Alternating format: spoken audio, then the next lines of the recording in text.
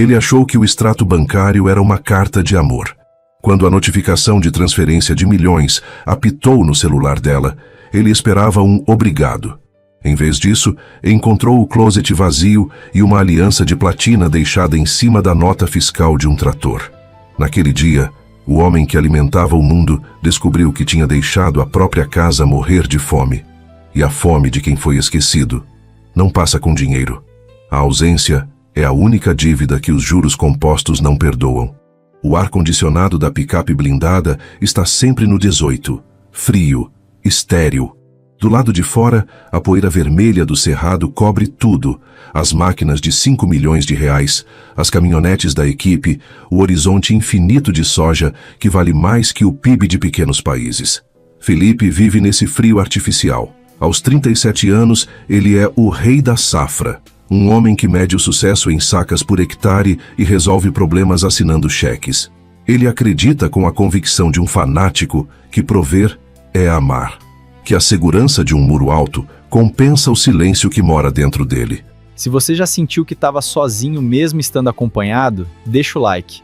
O YouTube precisa saber que a gente fala de vida real aqui. E me conta, qual a sua cidade? Quero saber até onde nossa história está chegando. Lucy, 35, vive do outro lado desse muro. Ela tem a pele tratada nos melhores spas da Europa e um olhar que aprendeu a não focar em nada para não ver a solidão. A elegância dela não é vaidade, é camuflagem. Quem olha, vê a primeira dama do agronegócio, impecável em seus linhos claros. Quem chegasse perto, se alguém chegasse, sentiria o cheiro de abandono. Ela tem tudo o que o dinheiro compra: conforto, segurança, joias. Só não tem a única coisa que não se pode importar: alguém que perceba quando ela chora sem fazer barulho. Hoje, a colheitadeira mais cara da frota vai quebrar, mas não é a máquina que vai parar a produção. É o que vai acontecer quando Felipe chegar em casa e perceber que o silêncio, dessa vez, mudou de textura. Ele vai aprender, da pior forma possível, que não dá para adubar afeto com cartão de crédito. E que quando uma mulher decide ir embora, ela já partiu muito antes de fazer as malas.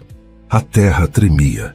Era uma vibração constante, grave, que subia pelas botas de couro de Felipe e se aloja na base da espinha. O som de 12 colheitadeiras operando em sincronia perfeita, devorando hectares de soja madura como gafanhotos mecânicos de alta precisão. Para Felipe, aquilo era música, a sinfonia do lucro. Ele estava parado na borda do talhão 4, os braços cruzados sobre o peito largo, o rádio comunicador chiando no ombro. O sol das 10 da manhã já castigava, fazendo o ar tremular acima da plantação dourada. Mas ele não suava. Felipe tinha o tipo de pele curtida que parecia imune às intempéries, assim como sua conta bancária parecia imune às crises do país. Patrão? A voz de Tobias, o gerente de campo, crepitou no rádio. Felipe apertou o botão sem desviar os olhos das máquinas. Fala! A umidade baixou para 13%. O armazém 2 está liberado. A gente acelera? Acelera. Quero esse talhão limpo antes do almoço. O tempo vai virar à tarde. Ele soltou o botão. Olhou para o céu. Nenhuma nuvem. Mas ele sabia.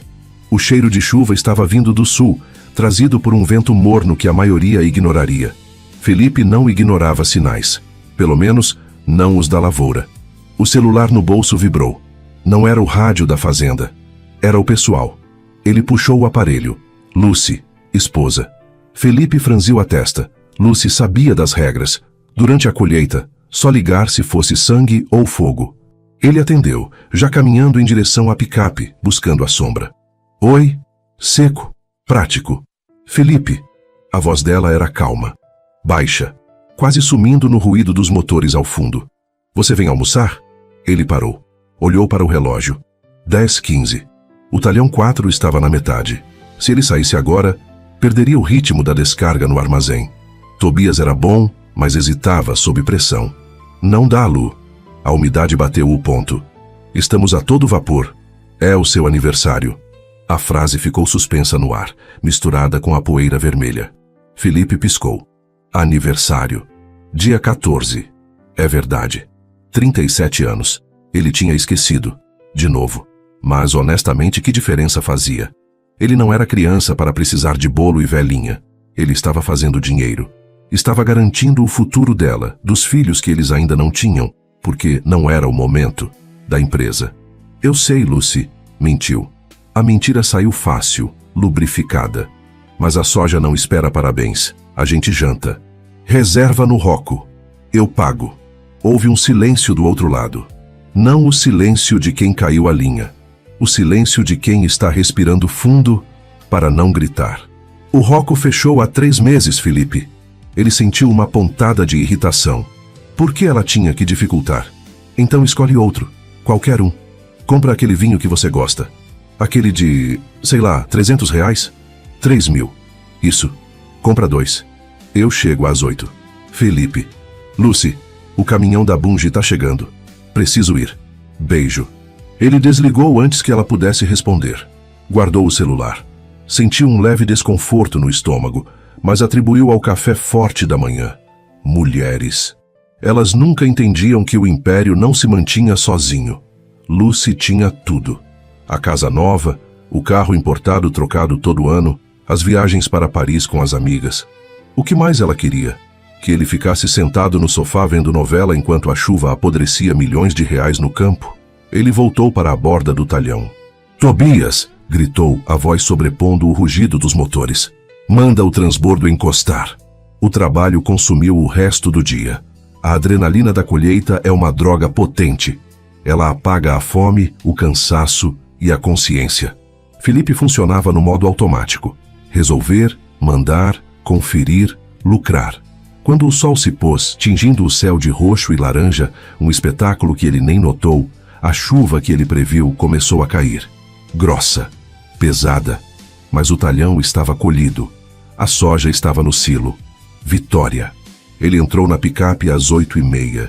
Estava sujo de poeira e graxa. Cheirava a diesel e suor. Ligou o carro. O painel digital iluminou o rosto dele. Viu a hora. 20h30. Merda. O jantar. Ele acelerou pela estrada de terra que ligava a sede da fazenda à rodovia. A casa deles ficava num condomínio fechado de luxo na cidade vizinha, a 40 minutos dali. Ele dirigiu rápido, cortando a chuva. No caminho, parou numa conveniência de posto. O único lugar aberto. Comprou uma caixa de bombons importados e um cartão genérico. Parabéns. Serviria. Ele preencheria com algo bonito no sinal vermelho.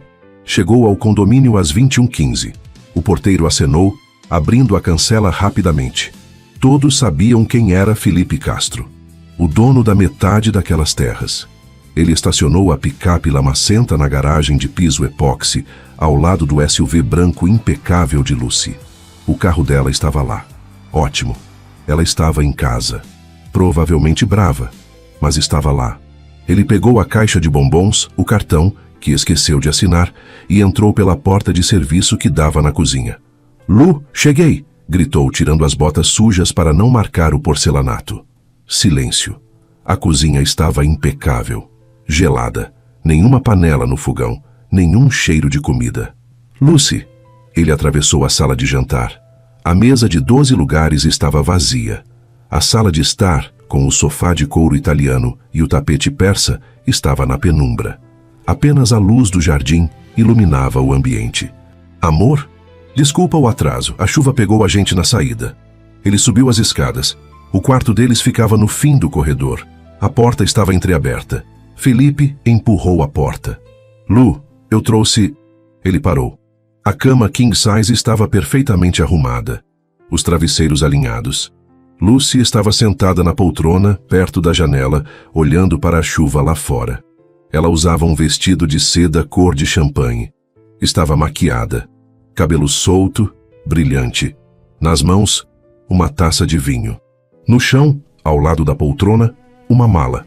Felipe sentiu o sangue gelar. Não foi o mesmo gelo da colheita. Foi um frio diferente. Ele olhou para a mala. Uma Louis Vuitton antiga, de couro, que ela usava para viagens curtas. Vai viajar? Ele perguntou. A pergunta soou idiota. Lucy virou o rosto devagar. Os olhos dela não estavam vermelhos. Não havia inchaço de choro. Havia uma serenidade assustadora. A calma de quem já atravessou a tempestade. E agora, só observa os estragos. Feliz aniversário, Felipe, ela disse, a voz suave, sem ironia. Obrigado. Ele deu um passo à frente, estendendo a caixa de bombons. Desculpa, eu tentei chegar, mas...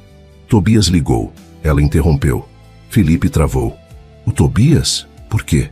Porque eu liguei para ele às 7. Perguntei se tinha acontecido algum acidente, se você estava atolado.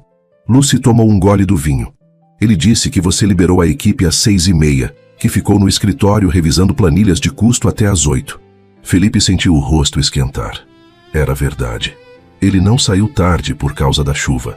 Saiu tarde porque quis conferir o rendimento do secador novo, porque preferiu os números à esposa. Lu, eu precisava fechar o relatório do dia. É muito dinheiro em jogo. Eu sei. Ela colocou a taça na mesa lateral. Sempre é muito dinheiro, Felipe. Sempre é a safra recorde. Sempre é o momento decisivo. Ela se levantou. O vestido de seda fluiu pelo corpo dela como água. Ela era linda. E naquele momento, parecia intocável. Distante quilômetros, mesmo estando a 2 metros. O que é isso? Ele apontou para a mala. Vai para a casa da sua mãe. Lucy sorriu. Um sorriso triste, cansado. Minha mãe morreu há 4 anos, Felipe. Você não foi ao enterro. Estava negociando adubo na Rússia. Lembra? Golpe baixo. Ele cerrou o maxilar. Isso é passado. O que você quer, Lucy? Quer brigar? Eu estou cansado. Trabalhei 14 horas hoje. Eu não quero brigar. Ela pegou a alça da mala. Eu só cansei de ser viúva de marido vivo. Que drama. Ele soltou uma risada nervosa. Viúva? Você vive num palácio, Lucy. Olha para isso aqui. Ele abriu os braços, gesticulando para o quarto. Nada disso existiria sem o meu trabalho. Eu me mato naquele sol para te dar essa vida. Você se mata para alimentar o seu ego, Felipe. Não a mim. A voz dela não subiu o tom. Continuou na mesma frequência plana e letal. Eu tenho fome, Felipe. Mas não é de comida. E não é de bombom de posto de gasolina. Ela olhou para a caixa amassada na mão dele. Felipe escondeu a caixa atrás das costas instintivamente. Para com isso. Vamos dormir. Amanhã a gente conversa. Eu compro aquela pulseira que você viu na revista. Lucy negou com a cabeça. Ela caminhou até a porta. Felipe bloqueou a passagem. Ele era grande. Ocupava o espaço. Impunha respeito físico. Você não vai sair daqui agora. Está chovendo. Você bebeu. O Uber está lá embaixo. Uber? Você tem 3 carros na garagem. Os carros são seus. A gasolina é sua. A casa é sua. Ela olhou nos olhos dele, castanho no preto. Eu estou indo embora, Felipe. Para onde? Não importa. Claro que importa. Você é minha mulher. Eu era sua mulher no papel. Na prática, eu sou parte do inventário. Como o trator novo. Como o silo. Ela respirou fundo. Eu esperei, Felipe. Juro que esperei. Esperei no Natal. Esperei no Ano Novo. Esperei hoje. Eu coloquei o vestido que você disse que gostava há 5 anos. Você nem olhou. Felipe olhou para o vestido. Ele realmente não tinha notado. Lu, sai da frente. Não. Ele segurou o braço dela. Não foi com força. Foi com desespero. Lucy, não faz isso. É só uma fase. A colheita acaba semana que vem. A gente viaja. Vamos para Maldivas. Eu tiro férias. Ela olhou para a mão dele no braço dela. Depois, olhou para o rosto dele. A colheita nunca acaba, Felipe. Depois vem a safrinha. Depois o preparo de solo. Depois o plantio. A natureza tem ciclos. Você não. Você é uma linha reta em direção ao nada. Ela se soltou. Ele deixou. A força dela não estava no músculo, estava na verdade. E a verdade enfraqueceu os joelhos dele. Se você sair por essa porta, ele disse, a voz falhando, tentando recuperar o controle com uma ameaça vazia. Não precisa voltar. Eu não vou atrás de você. Lucy parou no batente da porta. Ela não olhou para trás. Eu sei que não vai, Felipe. Se você fosse o tipo de homem que vai atrás, eu não estaria indo embora. Ela saiu. Felipe ouviu os passos dela no corredor. O som das rodinhas da mala no piso. Ouviu a porta da frente bater. Ouviu o motor de um carro estranho lá fora. Depois, só a chuva. Ele ficou parado no meio do quarto luxuoso, segurando uma caixa de bombons derretidos, cercado por móveis caros e um silêncio que, pela primeira vez em anos, era mais alto que o barulho das máquinas. Ele olhou para a cama arrumada. Do lado dela, no criado mudo, havia um envelope. Não era um cartão de aniversário. Ele abriu. Era uma procuração, dando plenos poderes a ele para vender a parte dela nas empresas, nos imóveis, em tudo. Ela não queria metade. Ela não queria nada. Ela estava abrindo mão de uma fortuna de milhões. Felipe sentou na cama, o papel tremendo na mão. Quem abre mão de milhões? Só quem descobriu que o dinheiro não vale o preço que cobra. Ele olhou para o próprio reflexo no espelho do closet. Sujo, cansado, rico e sozinho. Ela volta, ele pensou. Quando o cartão de crédito bloquear, ela volta. Mas no fundo, onde o barulho das colheitadeiras não alcançava, Felipe sabia. Ela não ia voltar. A safra tinha sido recorde, mas o celeiro estava vazio. O silêncio da casa às 6 da manhã não era paz, era acústica. Sem os tapetes que Lucy tinha mandado lavar na semana anterior e que Felipe nem sabia que tinham saído, os passos dele estalavam no corredor como tiros de festim. Felipe acordou com o despertador do celular. Tateou o lado direito da cama. Frio. A lençol estava esticado. Perfeito. Como se fosse uma peça de museu, não um lugar onde sua esposa dormia. Ele levantou. Vida que segue, pensou. É só uma crise. Ela volta em 3 dias. Foi para o closet. Abriu a porta de vidro fumê. As roupas dele estavam lá. Ternos de Ricardo Almeida, camisas de linho, as botas de couro de avestruz. Tudo organizado por cor. Ele puxou uma camisa branca. Faltava um botão no punho. Felipe franziu a testa. Ele nunca via camisas sem botão. Elas simplesmente apareciam consertadas. Mágica? Não. Lucy. Ele jogou a camisa no cesto. Pegou outra. Estava sem passar. Uma onda de irritação subiu pelo pescoço dele. Berenice! Gritou saindo do closet. Ninguém respondeu. Ele desceu as escadas, abotoando uma camisa azul amassada, a menos pior. A cozinha estava na penumbra. A máquina de café expresso, uma italiana cromada que custava o preço de uma moto, estava desligada, fria. Não havia cheiro de pão torrado, não havia suco verde, que ele detestava, mas tomava porque ela dizia que era bom para o colesterol. Não havia Berenice. Ele pegou o celular. Ligou para a governanta. Caixa postal. Ligou de novo. Dessa vez, atendeu. Seu Felipe? Onde você está, Berenice? São 6h30. O café não está pronto. Eu não trabalho mais aí, seu Felipe. A voz dela era seca. Sem o doutor, sem a subserviência habitual. Como não trabalha? Quem te demitiu? A dona Lucy. Ela me deu as contas ontem à noite. Pagou minha rescisão e me deu carta de recomendação. Disse que o senhor não ia precisar de mim, já que o senhor se basta. O telefone ficou mudo. Felipe olhou para a cozinha vazia de R$200 mil. Lucy não tinha apenas ido embora. Ela tinha desmontado a infraestrutura. Ela tinha levado o sistema operacional da casa. Volta, ele ordenou. Eu dobro seu salário. Não é pelo dinheiro, seu Felipe. A dona Lucy me ajudou quando meu filho adoeceu. O senhor nem sabe o nome do meu filho. Clique. Felipe encarou o aparelho. Ele sabia o nome do filho dela? Não. Sabia o nome de algum funcionário da casa? Jardineiro? Motorista? A moça da limpeza? Eram funções, não pessoas. Ele saiu de casa sem café. A fome roía o estômago, mas o orgulho roía mais. Ele ia almoçar no escritório. Ia contratar uma empresa de concierge. Ia resolver isso como resolvia pragas na lavoura, contratando tecnologia superior. Chegou à sede da fazenda às 7h15. A secretária, Amanda, levantou rápido quando ele entrou. Bom dia, senhor Felipe. Café, preto. E liga para aquela agência de RH. Quero uma governanta nova. Para hoje. Sim, senhor. Ah, senhor Felipe. O que é? Amanda segurava um envelope pardo. Chegou isso. Do cartório. Felipe pegou o envelope. Entrou na sala dele. Vidro, couro, ar-condicionado polar. Rasgou o papel. Não era o divórcio, ainda. Era a notificação de venda. Lucy tinha vendido o carro dela.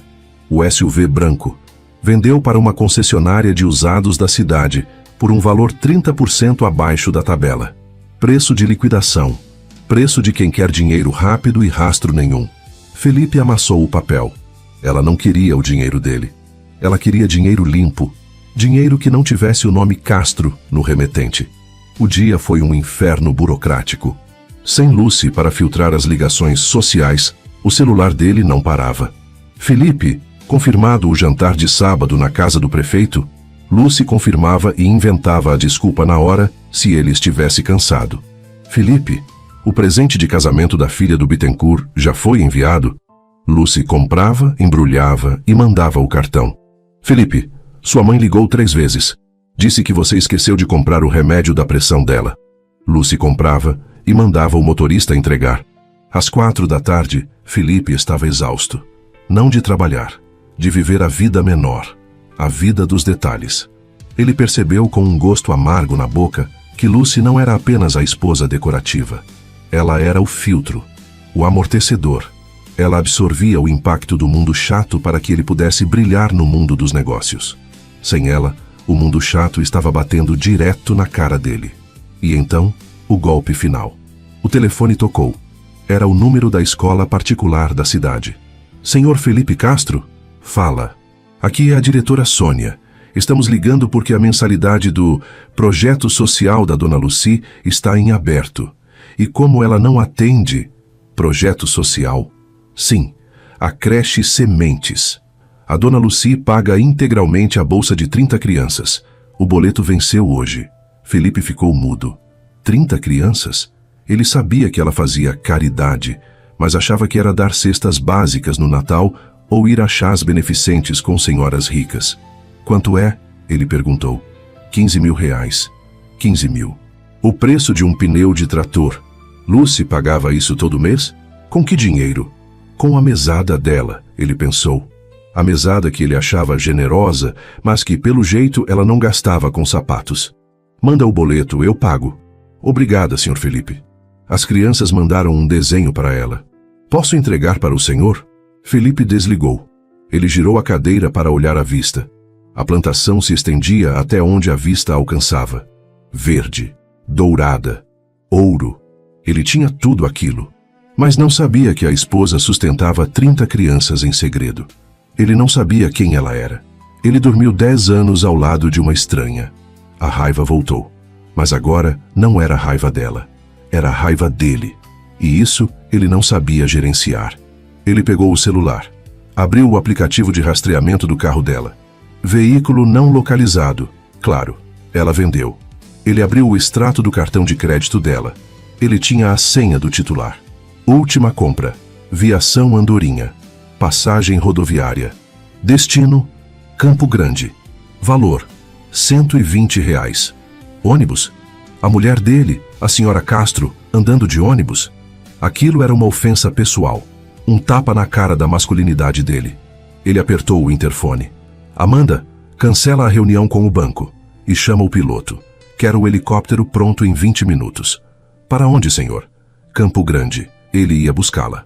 Não porque a amava, ele disse a si mesmo, mas porque ninguém abandona Felipe Castro e sai impune numa rodoviária suja.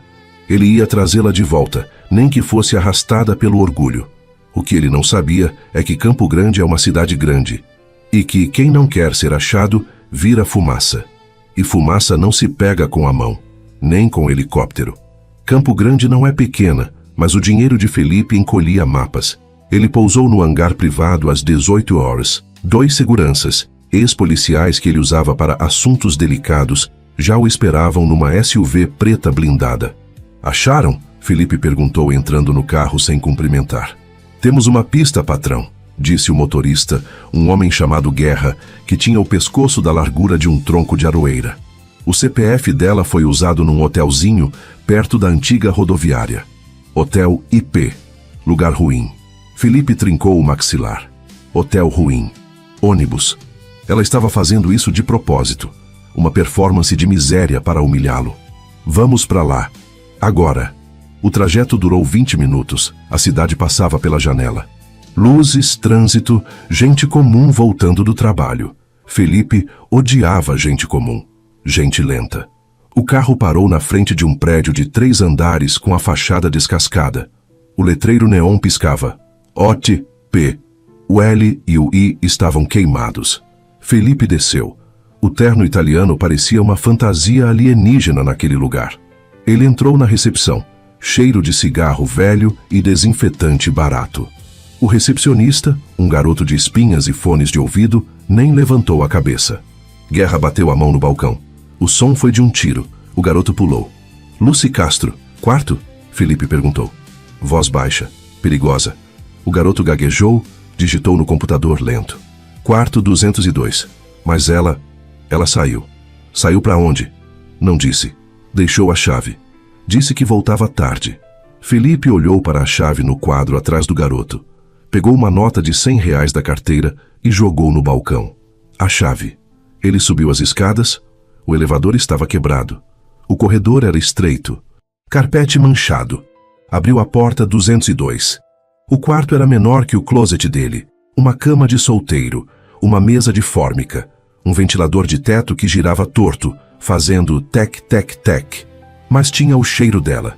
Aquele perfume de amêndoas que, de repente, parecia a única coisa limpa no mundo.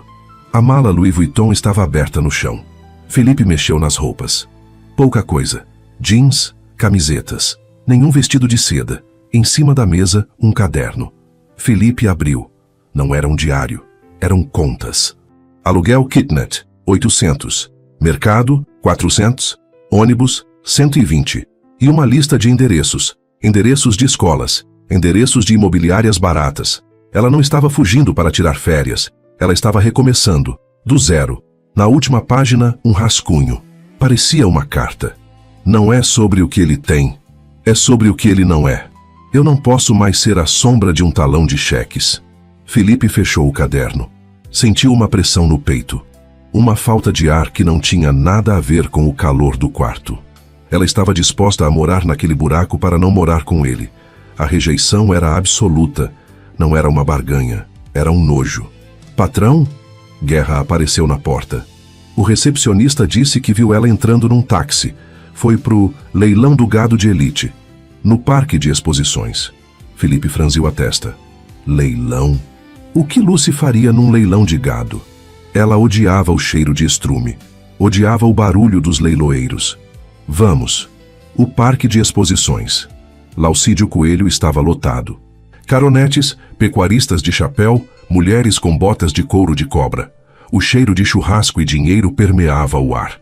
Felipe entrou no recinto principal como um dono de terras entra em qualquer lugar, abrindo caminho com os ombros. O leiloeiro gritava no microfone rápido e hipnótico. Dou-lhe uma, dou-lhe duas, touro Nelore, genética campeã. Felipe varreu a plateia com os olhos, mesas redondas, garrafas de uísque, homens rindo. E lá estava ela. Mesa 14. No canto. Ela não estava de seda. Estava de jeans e uma camisa branca simples, mangas dobradas. Cabelo preso num rabo de cavalo. Mas ela estava rindo. Rindo de verdade. Com a cabeça jogada para trás, uma mão segurando uma taça de água, e a outra gesticulando. Na frente dela, um homem, mais velho. Cabelos grisalhos, barba por fazer, camisa xadrez desbotada. Não tinha cara de dinheiro, tinha cara de terra. Ele falava algo e ela ria. Felipe sentiu o sangue ferver. Ciúme? Não. Ele mentiu para si mesmo de novo. Posse. Aquela risada era dele. Aquele brilho era dele. Quem era aquele caipira fazendo a mulher dele rir num boteco de leilão? Ele caminhou até a mesa. Guerra ficou para trás, sabendo que aquilo era pessoal. Lucy viu ele chegando. O sorriso morreu na hora. O rosto dela fechou como uma janela batendo com o vento. O homem grisalho também viu. Parou de falar. Olhou para Felipe com uma calma irritante. Lucy, Felipe disse, parando ao lado da mesa. Ignorou o homem. A brincadeira acabou. O helicóptero está esperando. Ela colocou a taça na mesa. Devagar. Eu não estou brincando, Felipe. E não ando de helicóptero. Você está num hotel de 5ª categoria, Lucy. Isso é ridículo. Você é a senhora Castro. Eu sou a Lucy. Só Lucy. E o hotel é limpo. Quem é esse? Felipe apontou o queixo para o homem. Esse é o senhor Alberto. Ele foi professor de agronomia na Federal. Estamos conversando sobre... Não me interessa. Felipe cortou. Ele se inclinou sobre a mesa, apoiando as mãos, invadindo o espaço dela. Levanta. Agora. Você está me envergonhando. O homem, Alberto, pigarreou. Moço, acho que a dama disse que não quer ir. Felipe virou a cabeça para ele. Olhar de predador. Moço, você sabe quem eu sou? Eu compro esse parque inteiro e transformo em estacionamento se eu quiser. Fica na tua, ou eu acabo com você. Alberto não piscou. Bebeu um gole de cerveja. Dinheiro compra parque, filho, mas não compra educação. E, pelo jeito, não compra a moça aí também. Felipe avançou. Ia pegar o homem pelo colarinho. Lucy levantou. Rápida. Ela se colocou entre os dois. Chega! A voz dela não era alta, mas cortou o ar como um chicote. Felipe, olha em volta. Felipe olhou. Metade do salão estava olhando. Gente filmando com celular. O rei da safra fazendo barraco. Amanhã estaria em todos os grupos de WhatsApp do agronegócio. Ele recuou. Ajustou o paletó. Vamos conversar lá fora. Ele sibilou. Não temos nada para conversar. Ela tirou algo do bolso da calça jeans. Uma chave. A chave da casa do condomínio. Colocou na mesa. A cópia que faltava. Agora você tem o controle total. Parabéns. Lucy, por favor. A voz dele falhou. Pela primeira vez. Ele viu nos olhos dela. Não era raiva. Era pena. Ela tinha pena dele. Aquilo doeu mais que um soco. Vai embora, Felipe. Volta para sua soja. Ela não reclama de solidão. Ela virou as costas para ele. Sentou-se de novo. Sorriu para o tal Alberto. Desculpe, professor. Onde estávamos? Felipe ficou parado ali, humilhado, exposto. Ele tinha o helicóptero, tinha os seguranças, tinha o cartão sem limite. Mas ele era o único homem naquele salão que não tinha nada. Ele se virou e saiu. Caminhou rápido, quase correndo, fugindo dos olhares. Entrou no carro blindado. Pro aeroporto? Guerra perguntou. Felipe não respondeu. Ele olhou para a mão. Estava tremendo. Ele pegou o celular. Ligou para Amanda, a secretária. Eram 9 da noite. Amanda. Pois não, Sr. Felipe. Compra o hotel. O quê? O Hotel IP. Aquele pardieiro onde ela está. Compra agora. Oferece o dobro. O triplo. Quero a escritura no meu nome até amanhã de manhã. Mas, senhor, e depois de comprar, manda despejar todo mundo. Reforma estrutural de emergência. Ele desligou. Se ela queria guerra, teria guerra. Se ela não voltasse por amor, voltaria por falta de teto. Ele ia cercá-la. Ia asfixiá-la até ela não ter outra opção a não ser pedir ajuda. E quando ela pedisse, ele estaria lá. Para salvar e para cobrar. Ele olhou para a cidade lá fora. Felipe Castro não perdia. Mas ele ainda não tinha entendido que, nesse jogo, quanto mais ele ganhava, mais ele perdia. A ordem de despejo foi cumprida às 8 da manhã. Felipe não foi ver. Não precisava. Ele tinha comprado o espetáculo à distância. Do escritório climatizado na sede da fazenda, ele imaginou a cena. A polícia chegando, os oficiais de justiça, a confusão. E Lucy sem saída, com a mala Louis Vuitton na calçada, percebendo que a teimosia não paga diária de hotel. Ele colocou o celular sobre a mesa de vidro. Ficou olhando para a tela, esperando. 9 horas. Nada. 10 horas. Nada. Às 11, o telefone tocou. Ele atendeu no primeiro toque triunfante. Aprendeu a lição, Lucy? Senhor Felipe? A voz não era dela. Era de Guerra, o segurança. Felipe murchou na cadeira. Fala.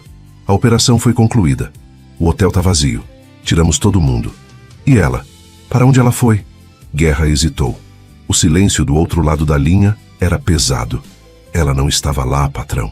Felipe levantou. A cadeira de couro girou com violência e bateu na parede. Como assim não estava?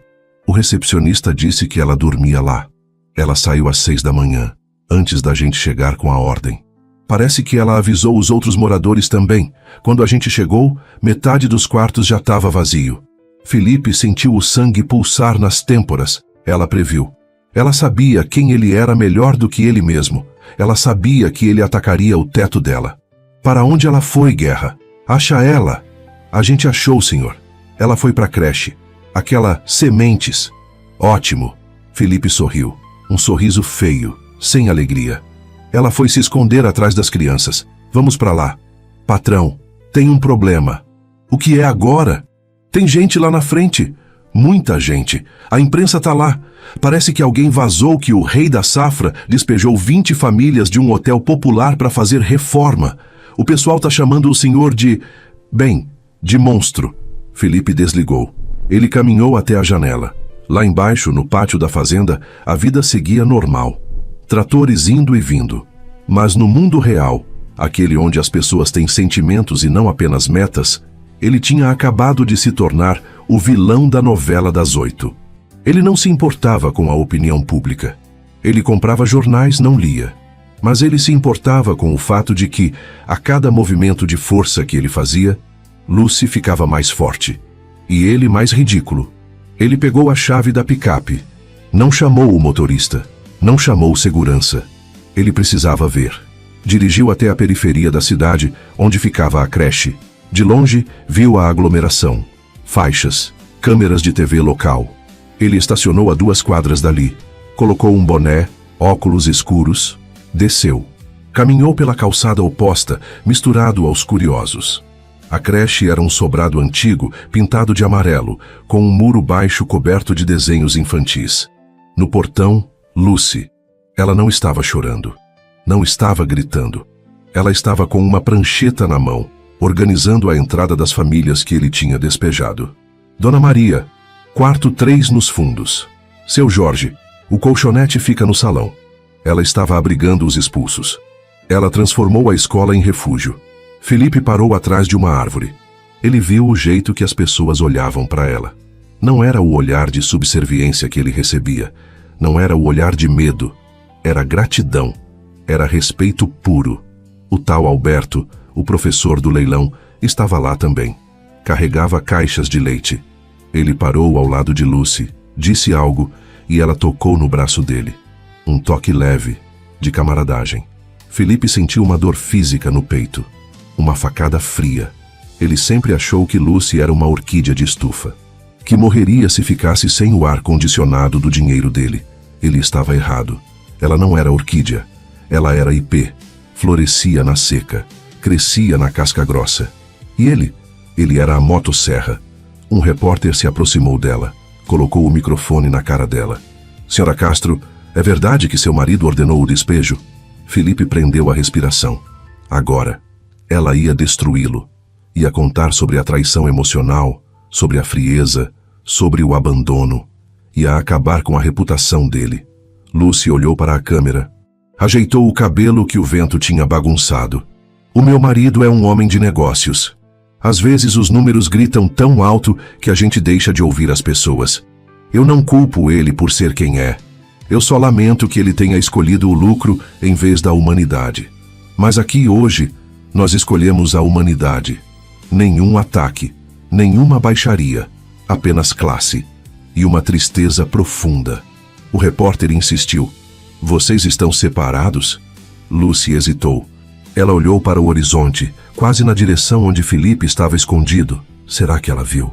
Nós estamos em fusos horários diferentes, moço. Ele vive no tempo do dinheiro. Eu vivo no tempo da vida, e esses 2 relógios não acertam mais. Felipe recuou. Voltou para a picape, entrou no carro e trancou as portas. O isolamento acústico cortou o som da rua. O silêncio voltou. Mas agora, o silêncio não era poder. Era vergonha. Ele dirigiu de volta para a fazenda, não para a sede. Para a casa grande. Aquela mansão colonial onde ele cresceu e que hoje usava só para reuniões de diretoria. Entrou na sala escura, cheiro de móveis antigos e cera. Sentou-se na poltrona do pai dele. O velho Castro tinha morrido rico e sozinho, gritando com enfermeiras. Felipe olhou para as próprias mãos. Ele estava seguindo o mesmo roteiro. Ele tinha despejado famílias para atingir a esposa. Ele tinha virado o pai dele. O telefone tocou de novo. Era o advogado da empresa. Felipe, a repercussão tá ruim. As ações da holding caíram 4% em 2 horas. O conselho quer uma nota oficial. Sugiro dizer que foi um erro administrativo da imobiliária. Culparam um estagiário. Felipe ouviu a voz do advogado, a mesma voz que ele usava para esmagar concorrentes. Não, Felipe disse. A voz saiu rouca. Como não? Felipe, precisamos estancar a sangria. Não vai ter nota. Então o que você vai fazer? Felipe olhou para a foto na parede. O casamento dele. Lucy sorrindo 10 anos atrás. Um sorriso que ele não via há 9. Eu vou fazer o que eu devia ter feito há 10 anos. O quê? Processar? Não. Eu vou parar a colheita. Ele desligou. Desceu para o pátio. Os tratores estavam saindo para o turno da tarde. O barulho ensurdecedor do progresso. Felipe caminhou até o meio da estrada de terra. Levantou os braços. O primeiro tratorista freou, confuso. O gigante de aço parou a metros dele. Para! Felipe gritou. Desliga tudo! O capataz Tobias veio correndo. Patrão? O que houve? Quebrou alguma coisa? Quebrou tudo, Tobias. Felipe olhou para o império ao redor. Desliga as máquinas. Hoje ninguém colhe. Mas a previsão é de chuva, patrão. Vamos perder soja. Que se dane a soja. Felipe tirou o relógio do pulso. Um Rolex de 80 mil. Jogou na terra vermelha. Manda todo mundo para casa. Paga o dia dobrado. E diz para eles jantarem com a família hoje. Tobias olhou para o relógio na lama, depois para Felipe. O patrão estava chorando, sem soluço. Lágrimas escorrendo pela cara suja de poeira. Sim, senhor. O silêncio desceu sobre a fazenda. Um motor desligou. Depois outro. Pela primeira vez em anos, Felipe ouviu o som do vento nas folhas da soja. Era um som bonito, mas era um som solitário. Ele entrou no carro. Não a picape do ano. Ele pegou um jipe velho sem capota, que usava para andar no pasto. Ele não ia para a mansão. Ele ia para a creche. Não para brigar. Não para comprar. Ele ia para se render. A noite caiu sobre a creche, sementes, como um cobertor surrado, mais quente. O tumulto tinha passado. A imprensa foi embora atrás de sangue novo. As famílias despejadas estavam acomodadas em colchonetes no pátio coberto. Havia cheiro de sopa de legumes e café fresco. Lucy estava na cozinha, lavando uma pilha de pratos de plástico.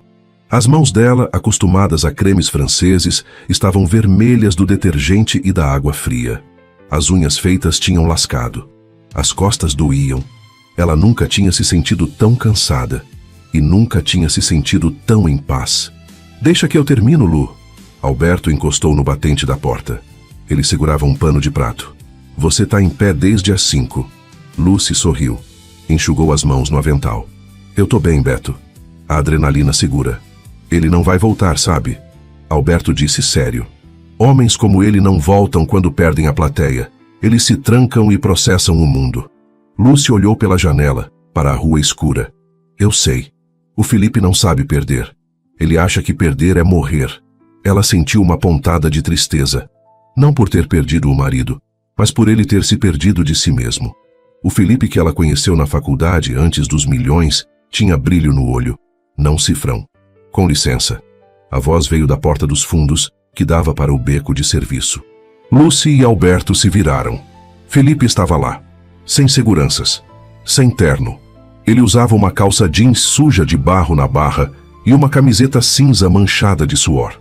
O cabelo estava despenteado. Ele segurava um envelope pardo na mão. Alberto deu um passo à frente, protetor. Você não é bem-vindo aqui, Castro. Tá tudo bem, Beto. Lucy colocou a mão no peito do professor, segurando-o. Ela olhou para Felipe. Ele parecia menor. A postura de gigante tinha sumido. Os ombros estavam caídos. O que você quer, Felipe? Ela perguntou. Voz calma, sem medo. Felipe não entrou. Ficou na soleira como se soubesse que não merecia pisar no chão limpo que ela limpou. Eu parei a colheita. Lucy franziu a testa. O quê? Eu mandei desligar as máquinas. O Tobias achou que eu tinha enlouquecido. Talvez eu tenha. Ele deu um sorriso torto, que não chegou aos olhos. E por que você fez isso? Alberto perguntou desconfiado. Golpe de marketing? Não. Felipe olhou para Lucy. Só para ela. Porque eu percebi que estava colhendo vento. Ele estendeu o envelope. Toma. Lucy não se mexeu. O que é isso? Outra ordem de despejo? A compra da creche? É a escritura do Hotel IP. Felipe colocou o envelope sobre a mesa de fórmica. Tá no nome da Associação de Moradores. Eu passei pro nome deles. Ninguém mais vai ser despejado. A reforma vai ser feita, mas com eles dentro. Eu pago. O silêncio na cozinha era absoluto. Só o pingo da torneira. Lucy olhou para o envelope, depois para ele. Você não pode comprar o perdão, Felipe. Escritura não apaga o susto que aquelas crianças levaram hoje de manhã. Eu sei. A voz dele falhou. Ele engoliu em seco. Eu não tô comprando perdão, Lucy. Eu tô pagando multa. É diferente. Ele colocou as mãos nos bolsos, inquieto. Eu passei a vida achando que prover era amar. Meu pai me ensinou isso. Põe comida na mesa e cala a boca. Eu pus comida na mesa. Pus caviar, pus ouro. Ele olhou para as próprias botas sujas. Mas eu deixei você com fome. Eu sei disso agora. Lucy sentiu os olhos arderem. Aquele era o Felipe da faculdade. O Felipe que aparecia por baixo da armadura de dinheiro, muito raramente. Por que agora? Ela sussurrou. Por que precisou eu ir embora, vender meu carro, morar num hotel barato e ser despejada para você ver isso? Porque eu sou burro, Lucy. Ele levantou a cabeça. Os olhos estavam vermelhos. Porque eu sou um trator. Eu só sei andar para frente, derrubando tudo. Eu precisei bater num muro que não caía para parar. Ele respirou fundo. Você é o muro. Ele tirou uma chave do bolso, a chave da picape, colocou ao lado do envelope. Eu vou para a casa do lago, aquela velha sem internet. Vou ficar lá. O advogado vai tratar do divórcio. Você pede o que quiser. Metade, tudo, nada. Eu assino. Ele se virou para sair. Felipe! A voz dela o parou. Ele não virou. Ficou de costas esperando o tiro de misericórdia. Você jantou? Ela perguntou. Felipe virou devagar. O quê? Tem sopa. Lucy apontou para o panelão no fogão industrial. Sobrou sopa de legumes, não é caviar, mas tá quente. Alberto olhou para Lucy, chocado. Lu? Ele despejou essa gente. E ele devolveu a casa, Beto. Ela olhou para Felipe. A justiça pune. O amor educa. E eu cansei de punir. Ela pegou uma cumbuca de plástico, serviu a sopa, colocou na mesa, puxou uma cadeira de metal. Senta. Felipe olhou para a cadeira. Olhou para a sopa fumegante. Aquele prato de plástico valia mais que todos os jantares no fazano que ele já pagou. Ele sentou. As mãos tremiam tanto que ele mal conseguia segurar a colher. Ele tomou a primeira colherada. Queimou a língua. O gosto era simples. Batata, cenoura, sal. Gosto de realidade. Ele começou a chorar. Não o choro contido do escritório. Choro de soluçar. Choro feio. De criança que quebrou o brinquedo e sabe que não tem conserto. Ele comeu a sopa chorando, misturando lágrima no caldo. Lucy sentou na frente dele. Não tocou nele. Não abraçou. Ela apenas ficou ali, presente, testemunhando a desmontagem do rei da safra. Quando ele terminou, limpou o rosto com a manga da camiseta. Tava boa, ele disse, a voz embargada. Faltou sal. Ela respondeu. Eles se olharam. Não havia romance de cinema. Não havia música de fundo. Havia um homem quebrado e uma mulher cansada, sentados numa cozinha industrial suja. Mas havia verdade. Eu não vou voltar para a mansão, Felipe, ela disse firme. Eu sei. Eu vou ficar aqui. Vou ajudar a organizar a reforma do hotel. Vou trabalhar. Eu sei. Se você quiser. Ela hesitou. Girou a aliança que ainda estava no dedo dele. Ela tinha tirado a dela, mas guardado no bolso. Se você quiser, pode vir aqui aos sábados. A gente precisa de alguém para ensinar matemática para as crianças maiores e para carregar caixa. Eu não sei ensinar. Aprende. Você aprendeu a operar o mercado futuro. Aprende regra de 3. Felipe olhou para as mãos calejadas. Sábado. Sábado. Às 8. E sem helicóptero. Vem de jeep. Tá. Ele levantou. Obrigado pela sopa. De nada. Ele saiu pela porta dos fundos. A noite estava estrelada. O cheiro de chuva tinha passado. Cheiro de terra molhada. Felipe entrou no jeep velho. Ele não tinha esposa. Não tinha casa cheia. Não tinha certeza do futuro da empresa depois da paralisação de hoje. Mas ele tinha um encontro no sábado. E tinha uma tarefa. Aprender regra de 3. Ele ligou o carro.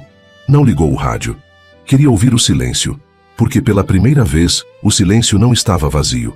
Estava limpo. Pronto para o plantio. A colheita mais difícil da vida não é a que dá lucro. É a que dá sentido. Felipe descobriu que tinha passado a vida inteira adubando a conta bancária e deixando a alma virar deserto. Ele perdeu a esposa troféu, mas ganhou a mulher real. Eles não voltaram a morar juntos na semana seguinte. Nem no mês seguinte. A reconstrução de um amor é como o plantio direto. Você não revolve a terra com violência. Você planta sobre a palha, protege o solo, espera o tempo da chuva. 6 meses depois, Felipe dava aula de matemática. Mal, mas dava. Num sábado de manhã, sujo de giz. Lucy passava pelo corredor e sorria. Um sorriso pequeno, mas que era só dele. Não do magnata. Dele. Aprenda isso antes que a vida te despeje. Presença é a única moeda que a morte não desvaloriza. Nenhum CNPJ vale um CPF que chora a sua falta de verdade. Se essa história te fez pensar sobre o que você está construindo, muros ou pontes, deixa o like. É importante. E compartilha com aquele amigo que trabalha demais e ama de menos. Às vezes, o trator precisa parar para a gente ouvir o vento. A gente se vê na próxima história. Fiquem com Deus. Elisa encostou as costas na parede fria do presídio, o corpo tremendo. Não de medo, de raiva pura. 6 horas antes, ela estava na delegacia tentando denunciar um assassinato. 6 horas depois, era ela quem estava sendo presa. Pelo mesmo crime que tentou impedir. Você não entende. Ela sussurrou para a agente que a empurrava para dentro da cela. Eu vi quem fez. Eu tentei ajudar. Todo mundo aqui diz que é inocente. A mulher cortou sem olhar nos olhos dela. Elisa fechou os olhos e um pensamento a atravessou como uma lâmina. Ninguém vai acreditar em mim. Ninguém. O que ela não sabia era que naquele exato momento, a 300 quilômetros dali, um homem que ela nunca tinha visto lia seu nome em um relatório policial. E pela primeira vez em 5 anos, Dante Valverde sentiu o peito apertar, porque ele conhecia aquele nome e sabia exatamente o que tinha acontecido naquela noite. Se você quer saber como essa história de injustiça, perigo e um amor impossível vai terminar, fica comigo até o final. E se você ama histórias assim, se inscreve no canal e ativa o sininho. Agora vem comigo que está só começando. 7 dias antes de ser presa, Elisa Torres estava tentando apenas sobreviver. Aos 42 anos, carregava cicatrizes que não apareciam no espelho. Viúva havia 3 anos, trabalhava como gerente em uma pequena empresa de logística. Trabalho honesto, vida simples, sem alarde. Mas tudo mudou na noite de 15 de março. Ela voltava tarde do trabalho quando viu pela janela do escritório ao lado um homem sendo agredido por 2 outros, violentamente. Elisa pegou o celular com as mãos tremendo e ligou para a polícia. Tem um homem sendo espancado aqui, Rua das Acácias, 120. Por favor, venham rápido.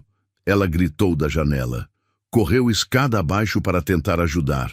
Mas quando chegou embaixo, o homem estava no chão, morto, e os 2 agressores tinham sumido. Foi aí que tudo desmoronou, porque quando a polícia chegou, só encontraram ela, e as câmeras de segurança, estranhamente, tinham sido apagadas apenas daqueles 10 minutos. Elisa passou a semana seguinte tentando provar sua inocência.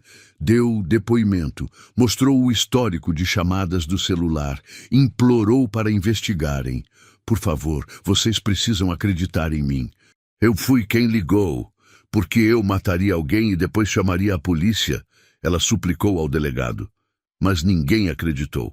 E na manhã em que acordou decidida a ir pela 10ª vez à delegacia, foi recebida com algemas.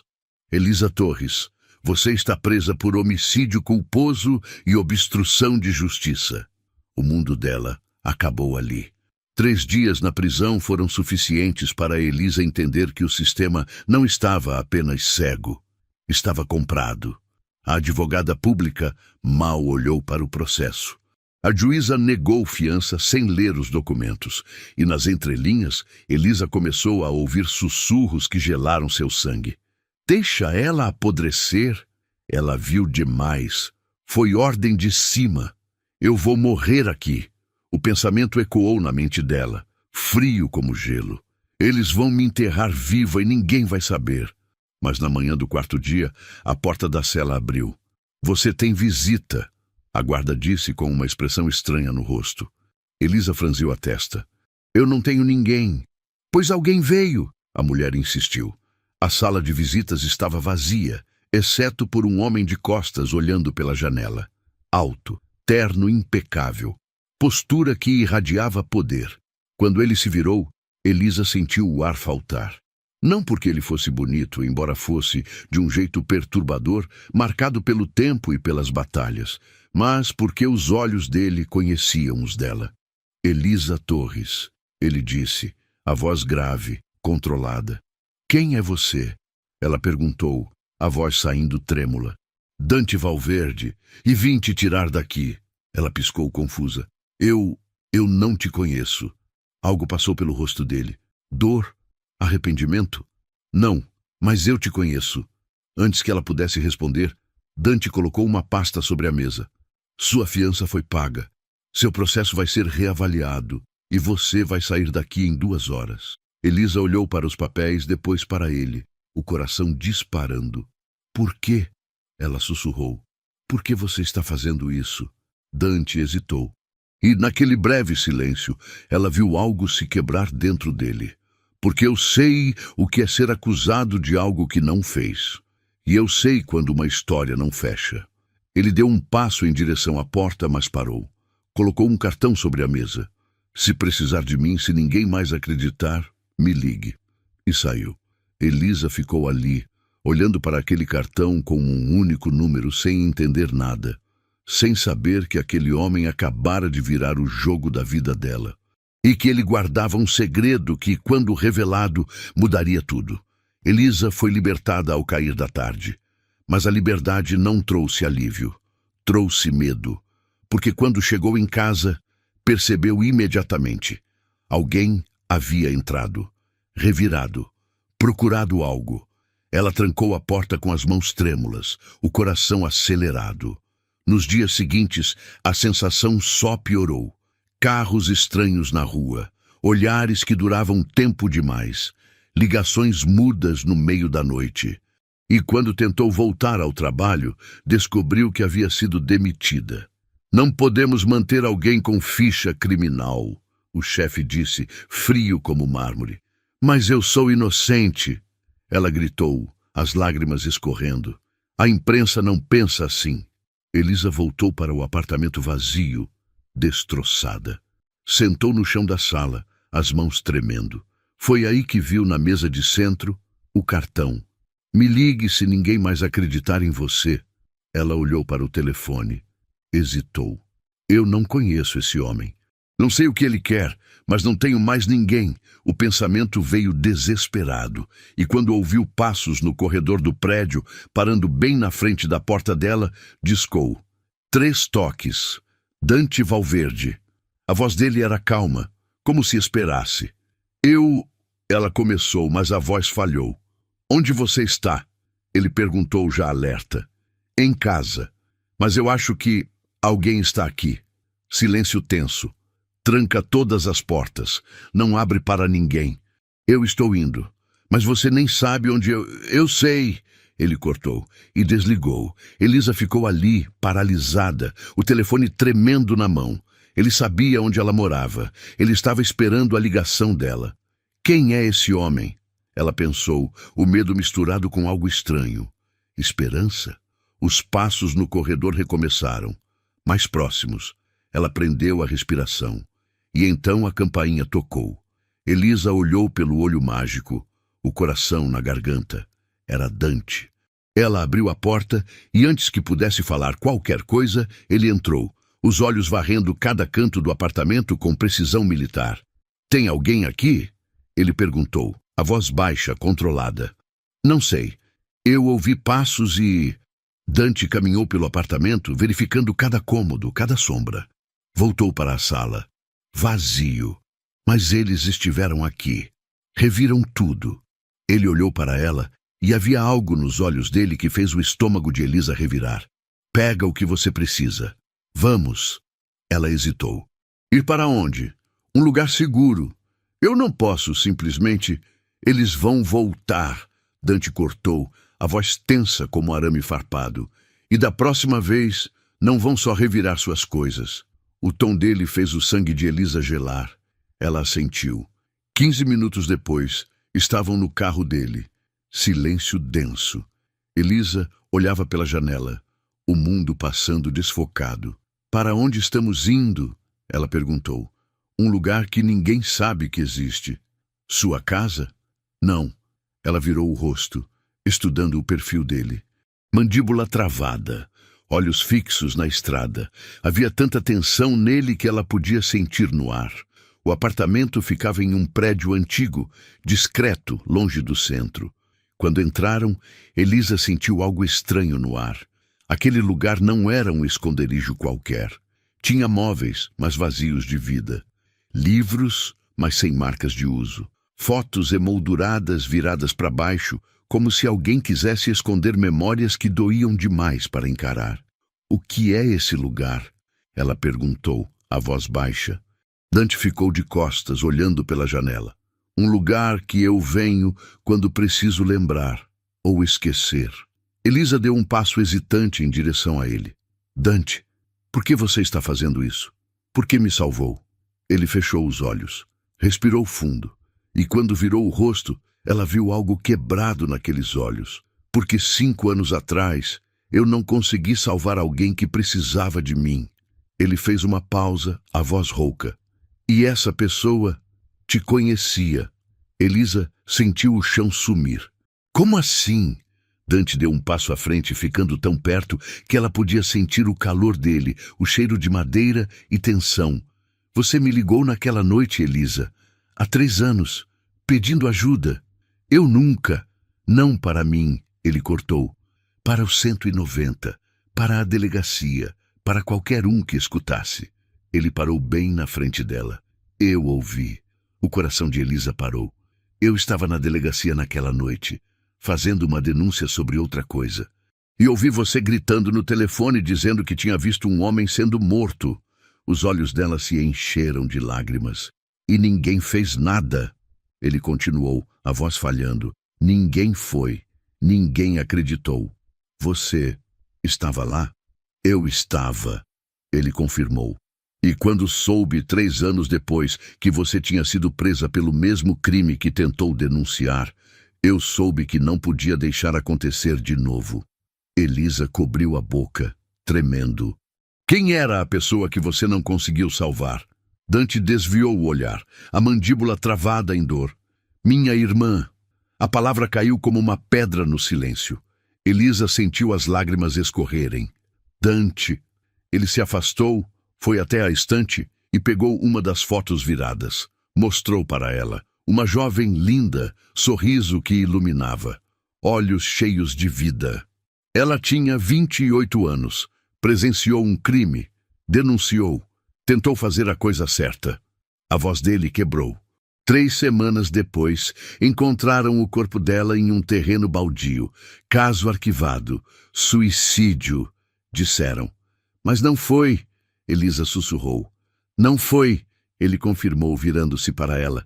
E eu passei os últimos 5 anos procurando casos como o dela. Pessoas que viram demais, que foram silenciadas pelo sistema. Ele deu um passo em direção a Elisa. E quando vi seu nome naquele relatório, quando li que você tinha sido presa pelo crime que tentou denunciar, eu soube. Soube o quê? Que dessa vez eu não ia falhar, que dessa vez eu ia salvar quem o sistema abandonou. Elisa segurou a respiração. Pela primeira vez em semanas, sentiu algo além de medo. Finalmente alguém me vê. Alguém acredita. O pensamento veio quente, verdadeiro. Mas tem algo que você precisa saber. Dante continuou, a voz séria.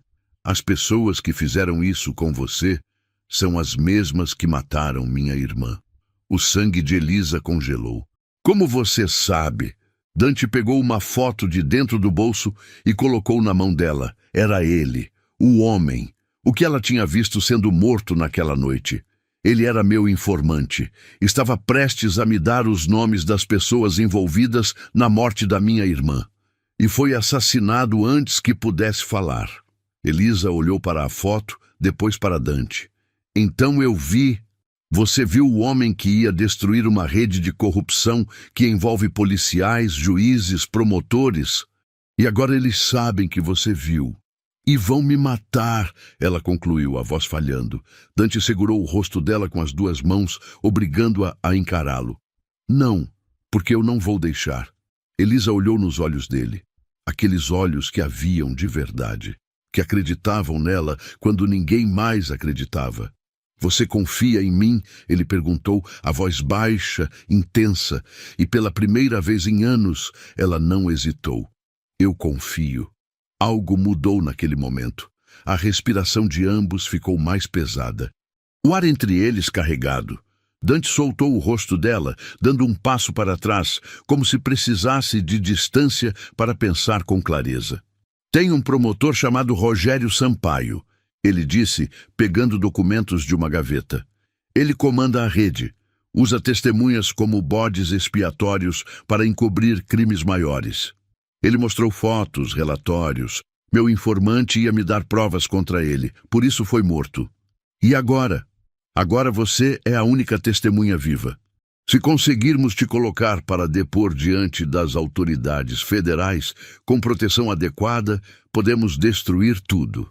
Elisa respirou fundo. Então, vamos fazer isso. Dante pegou o celular. Tenho um contato no Ministério Público Federal. Vou... Mas antes que pudesse discar, o interfone tocou. Ele franziu a testa. Não estou esperando ninguém. Desceu. Voltou com um envelope pardo. Abriu. E o mundo de Elisa desabou de novo. Dentro, uma foto. De Elisa, dormindo, naquela cama, naquela noite. Ela cobriu a boca horrorizada. Eles estiveram aqui, dentro do apartamento, enquanto eu dormia. Dante virou o envelope. No verso, um endereço. E 1 hora, 20 horas. E um bilhete. Desista ou ela morre. É uma armadilha, Elisa disse, a voz tremendo. Dante olhou para ela. E algo perigoso brilhou nos olhos dele. Eu sei, mas também é a nossa única chance de acabar com isso. De uma vez por todas, ele pensou, a raiva fervendo. Vou destruir cada um deles. Você não vai, Elisa disse, segurando o braço dele com força. Eles vão te matar. Dante olhou para a mão dela no braço dele. Depois, para os olhos dela. Então vamos juntos. O quê? Você está louco? Eles te querem, Elisa. Se você não aparecer, vão atrás de você de qualquer jeito. Pelo menos assim, controlamos a situação. Ele pegou o celular e ligou. Marcelo, preciso de você. Agora. É vida ou morte. Meia hora depois, um homem de uns 50 anos entrava no apartamento. Advogado criminalista, cara de quem já tinha visto o inferno e voltado. Você está completamente doido, Marcelo disse olhando o bilhete. Isso é óbvio demais. Vão matar vocês dois. Não se a Polícia Federal estiver lá, Dante respondeu calmamente. Ele explicou o plano. Marcelo ligaria para a Procuradora Federal, informando que tinha uma testemunha disposta a entregar provas bombásticas contra o esquema de Sampaio, mas que estava sendo ameaçada de morte e precisava de proteção imediata. A Polícia Federal chegaria ao local às 20 horas, exatamente quando a armadilha seria acionada. E se não der certo? Elisa perguntou, a voz falhando. Dante olhou para ela. Vai dar. Tem que dar. Ele pensou, porque eu não vou perder ela também. Às 19h30, eles estavam no carro, indo em direção ao endereço. Um galpão abandonado na zona industrial. Se algo der errado, Dante disse, entregando um celular para ela. Você aperta esse botão vermelho. Ele manda sua localização direto para a Polícia Federal e dispara um alarme. Elisa assentiu, a garganta apertada demais para falar. Quando chegaram, o lugar estava envolto em sombras, silencioso demais. Dante estacionou longe, pegou uma arma de dentro do porta-luvas. Você fica aqui, eu vou entrar primeiro, sondar o terreno. Dante, fica, ele repetiu, olhando fundo nos olhos dela. Se eu não voltar em 10 minutos, você aciona o botão e sai daqui. Promete? Ela queria dizer não, queria ir junto, mas apenas assentiu. Ele tocou o rosto dela, suave, como quem guarda um último momento. Obrigado por confiar em mim. E saiu. Elisa ficou ali, contando os segundos, o coração quase saindo pela boca. 5 minutos, 6, 7. Então ouviu um tiro. O sangue dela congelou. Outro tiro. Não, não, não. O pensamento veio desesperado. Eu não posso perder ele. Ela não pensou. Apenas correu. Entrou no galpão, escuro, cheiro de ferrugem e mofo. Dante! Ela gritou. Uma luz forte se acendeu no fundo, e lá estava ele, Dante, de joelhos, mãos atrás da cabeça, um homem apontando uma arma para a nuca dele. Elisa Torres, o homem disse virando o rosto. Ela reconheceu, um dos policiais que a havia prendido.